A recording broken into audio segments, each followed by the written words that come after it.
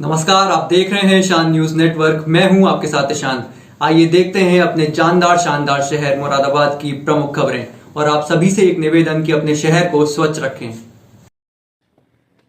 भोजपुर थाना क्षेत्र के सिडलऊ नजरपुर मिलक गांव में चाचा मुस्तफा ने अपने 8 साल के मासूम भतीजे मोहम्मद रजा को इसलिए बेरहमी से मौत की नींद सुला दिया क्योंकि उसने चाचा को अपनी ताई के साथ आपत्तिजनक स्थिति में देख लिया था। चाचा ने हत्या के बाद शव को फेंक दिया और बच्चे के गायब होने का नाटक भी किया। भोजपुर पुलिस ने बुधवार को हत्यारोपी चाचा को गिरफ्तार कर जेल भेज दिया। मुरादाबाद जिले के भोजपुर थाना में 1 अक्टूबर 2023 को एक प्रार्थना पत्र प्राप्त हुआ जिसमें वादी मोहम्मद यूसुफ पुत्र आशिक अली ने बताया कि उनका बच्चा मिल नहीं रहा है, तो उसके संबंध में थाने पर एक मुकदमा दर्ज हुआ। उसी दिन 348/23 363 धारा में शाम को सूचना मिली कि बच्चे का शव एक गन्ने के खेत में पड़ा हुआ है, तो पुलिस और अन्य वरिष्ठ अधिकारी गण मौके पर पहुंचे और जो शव था वो घर से करीब 100 से 150 मीटर की दूरी पर गन्ने के खेत में था और शव मिलने पर उस बच्चे का पोस्टमार्टम कराया गया और मुकदमे में धारा की बढ़ोतरी की गई। उसके बाद पुलिस द्वारा इस मामले में आगे की तफ्तीश की गई, तो इसमें हमारा जो तफ्तीश के दौरान कुछ चीज़ें हमें साक्ष्य हमें ये मिले कि इसमें घर के सदस्यों का ही हमें इन्वॉल्वमेंट दिखाई दिया। बाद में जब सारे जो हमने विवेचना के दौरान जो भी साक्ष्य एकत्रित किए उसके आधार पर हमारा शक इसके जो मृतक बच्चा है उसके चाचा पर गया, जो इसका नाम मुस्तफ़ा है, मुस्तफ़ा पुत्र आशिक अली।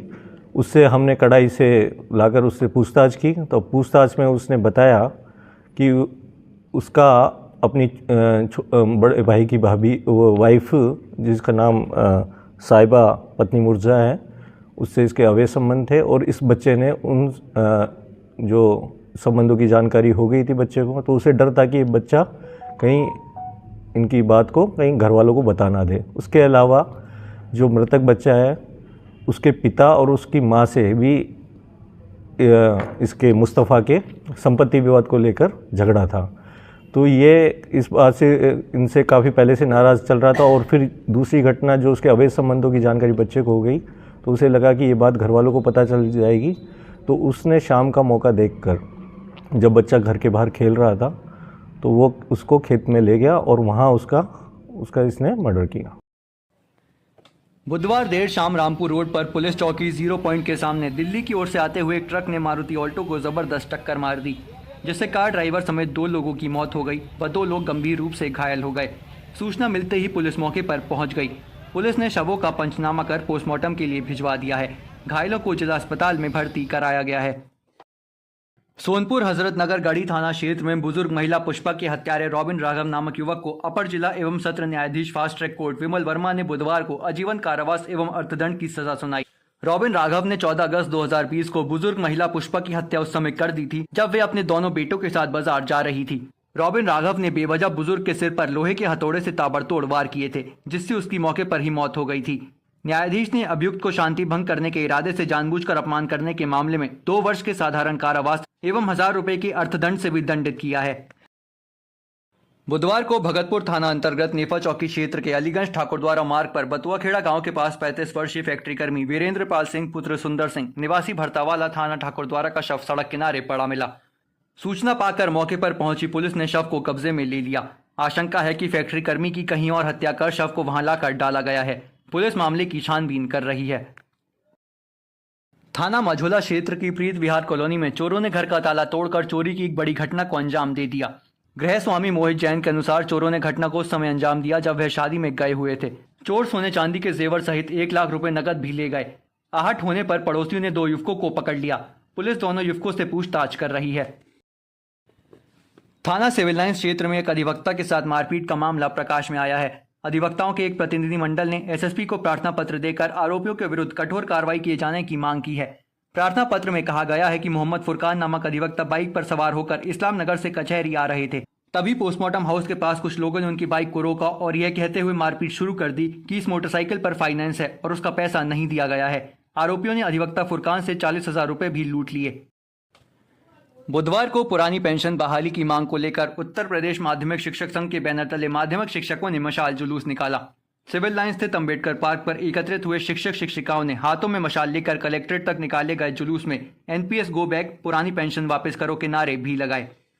इस अवसर पर उत्तर प्रदेश माध्यमिक शिक्षक संघ के प्रांत उपाध्यक्ष मेजर डॉक्टर देवेंद्र सिंह ने कहा कि शिक्षकों ने मशाल जुलूस के साथ 5 सूत्रीय मांग पत्र मुख्यमंत्री को प्रेषित किया है। सरकार एनपीएस को खत्म करके पुरानी पेंशन को बहाल करे, अन्यथा माध्यमिक शिक्षक आर पार की लड़ाई लड़ेंगे।